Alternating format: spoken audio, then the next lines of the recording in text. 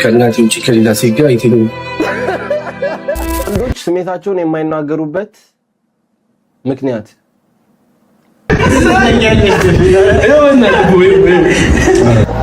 ተዋ ከምንድነው ለመሳቅ መቀለድ መጫወት ብቻ እኛ ስንገናኝ የውስጣችን ማውራት የለብንም እንዴ?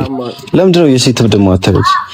ሴቶች እያንዳንዱ ነገር ሼር ይደራረጋሉ። ከወንድ በላይም ብዙ አመት የሚኖሩት በዚህ ተነሳ ያወራሉ። የሚያሳስባቸው እኔ አንተ ህይወት ውስጥ ምን እየተከሰተ እንዳለ ማወቅ አለብኝ። ዘርዬ አንተ የሚያስጨንቀን አቃል ናቲ አንተ የሚያስጨንቀን አቃል እስተናገሩ የሚያሳስባችሁ ናቲ እኔ አባቴ ከእናቴ ውጭ ከሌላ ሴት ጋር አይተኝ